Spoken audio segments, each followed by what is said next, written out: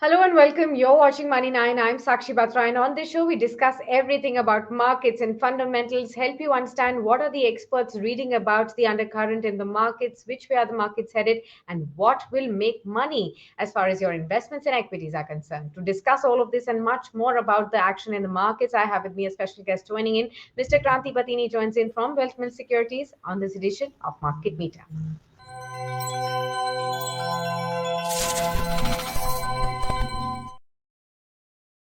Mr. Badini, good afternoon, and thank you so much for taking out time for us. Well, the markets have been, in the subdued category. They are actually slipping away, trading at the low point. 500 points gone for the Sensex. It's trading below the 60,000 mark too.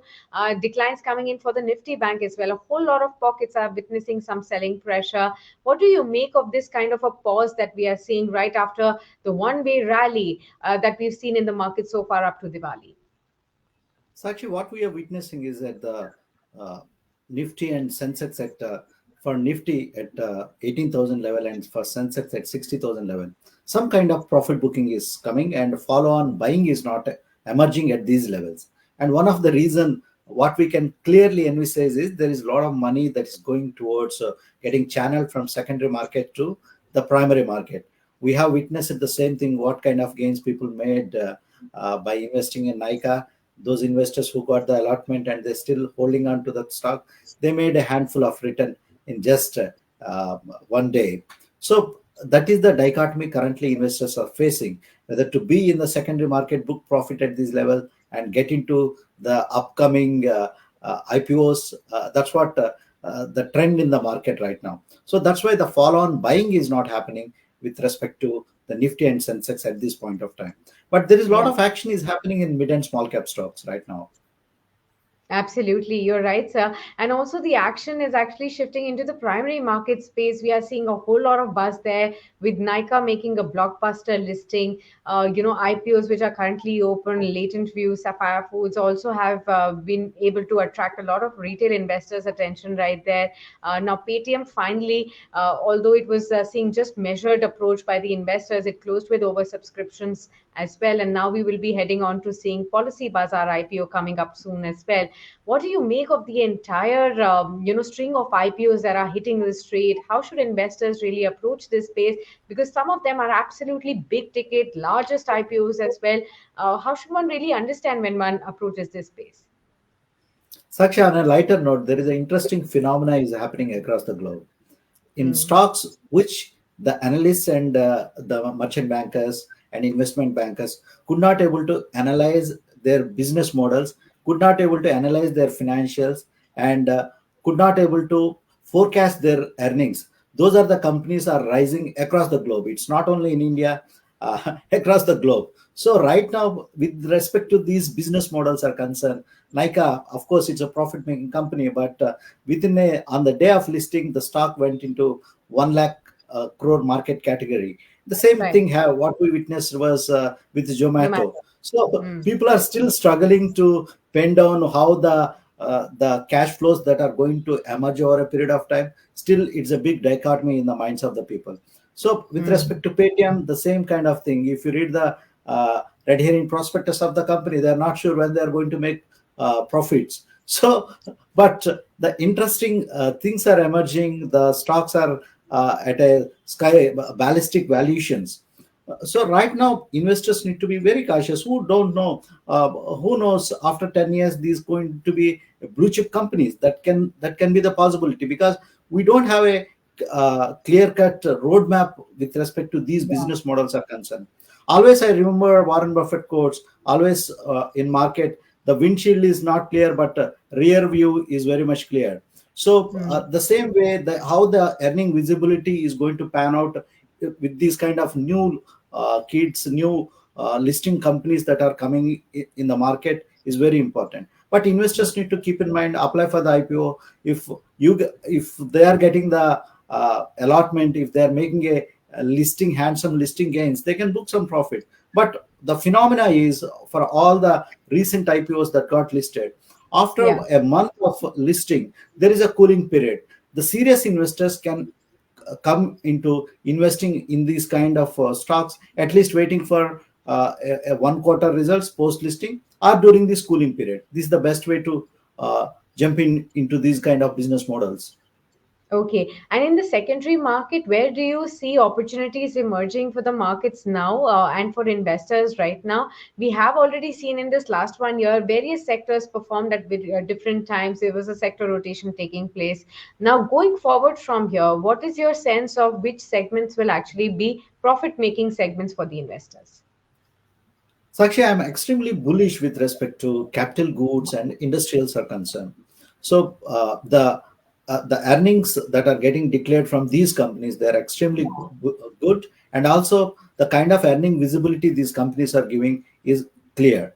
So investors can look into these kind of stocks which are in the capital goods and also industrials. These are the best stocks with a good margin of safety and also high quality management. So and investors can look at autos also, but auto sector has been being a laggard.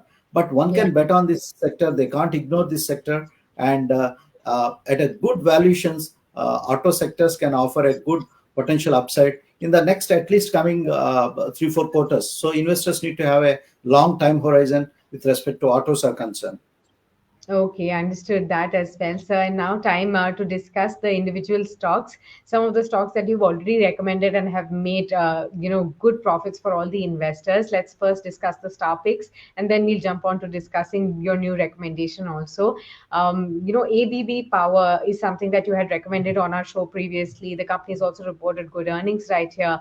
Would like you to throw some light upon as to what pulled you to this stock. What are the fundamentals looking like right now after the profits have been achieved? Post the earnings, does it still make sense for investors, new investors, to add a fresh ABB Power at this point?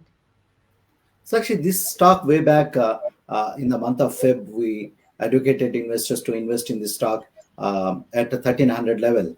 The main reason what pulled me to look into this kind of business models is the power infrastructure is it was very undervalued during that point of time, and also these are the stocks Yeah. at a very attractive valuations that prompted us to advise this stock to the viewers. The stock has delivered a peak return of 115% in last 7 8 months time.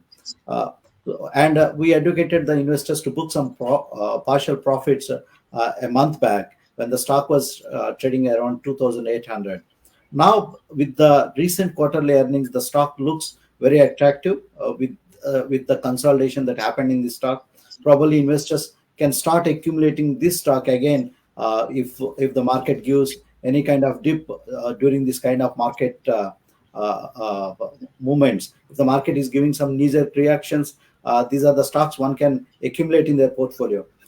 And going ahead, power infrastructure is going to play a very key role as the economy is under completely coming back under the growth path again. Okay, understood that. So keep in mind partial profit booking, and still it makes sense to hold on to the stock partially at this point in time. The other stock that you had recommended was KPIT Technologies. Again, congratulations to you for this pick that you had taken out right ahead of its movement. And we saw a lot of investors, picked up this stock right after your recommendation. They kept on asking us on Twitter as well. So congratulations to all those viewers too. Help us understand your view on the current, as we stand on the current situation on this stock. Does it still make sense to hold on and add more, perhaps? Yeah, definitely, Sakshi. The global emergence in the global mobility space, the company is into. So KPIT Technologies, definitely investors can hold on. But Okay. the risk averse investors, because the stock has run up quite sharply in last 7 8 months, and it's given a return of around 100% to all the investors who invested, who were hearkened to our voice and invested in the price range of 193 to 200. They made 100% profit. Probably the best way is they can take their capital from the table, because capital is always precious to everyone. But Yeah. they can hold on to the stock. Those people who have a further still risk appetite, they can still hold on to the stock. Definitely the stock is going to do well in the coming quarters. Okay, I understood that too. Let's now move on to understanding, sir, any particular recommendation that you may have as a fresh for all the investors today. What should they be looking at? Any particular theme that you've picked up this stock from, and how should one approach it? Sakshi, today I have a fresh new stock for the viewers of Money 9. The stock name is, it is a well known name, but looks very attractive at this point of time. The stock is Siemens India. The main reason why we are educating investors to buy this stock is, as I mentioned, in the coming days, the digital space and also power infra and capital goods are going to do well. So Siemens looks very attractive bet, and this is the stocks one can accumulate at every dip during these kind of market conditions. And investors need to give some kind of weightage in your portfolio to these kind of quality stocks in their portfolio. And what I'm pursue with Siemens India is, as the digitalization takes place among the industries, among all the corners of healthcare. So Siemens India is going to play a vital role in terms of the digital space is concerned, and also the infrastructure is concerned, digitalization of infrastructure. So Siemens India is best positioned, and it looks very attractive in terms of their valuations. So investors can accumulate probably in this current range, and also if any dip that comes on the stock, it's a very good stock at this moment to accumulate in one's portfolio. Okay, understood that. Well, thank you so much, Mr. Patini, for joining in and sharing your insights on both the primary and the secondary market and these recommendations that you've shared with all our viewers as well. And hope you have a great investment time going forward until we meet next time. Thank you so much. Always a pleasure having you with us. Thank you, Sashi.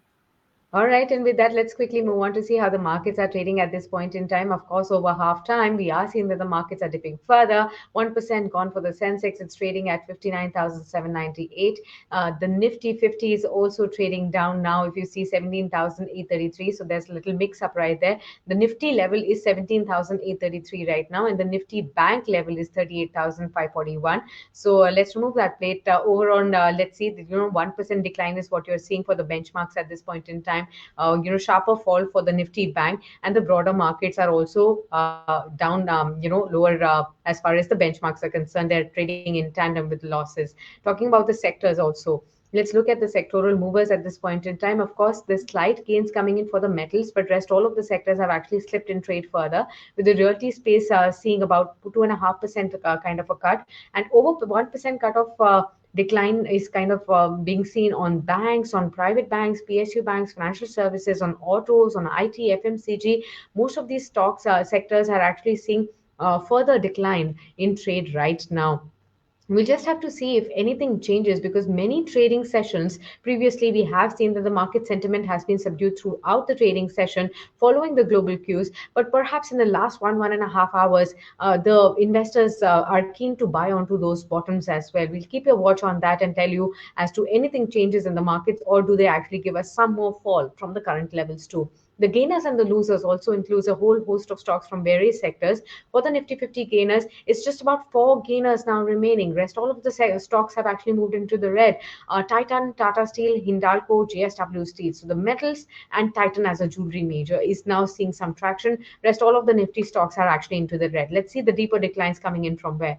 The Nifty 50 losers includes stocks like Tech Mahindra now. From the IT pack, some stocks are falling. SBI Twins, SBI Life, SBI Stock, both down by 2%. Bajaj Finserv seeing a decline of 2.5%. So the heavyweights really, putting some kind of a selling pressure on the markets overall. And ONGC is also seeing a decline of 2.5%. Overall, there's a broad-based sell-off that you're seeing in the markets right now. Most of the experts are not too worried about this being indicative of a deeper correction coming, but definitely see this as a slight caution in the near term, and some kind of consolidation building up, and that may actually turn into a healthy sign, so that the markets further stabilize and take some supports at this level and then move higher from the current levels too.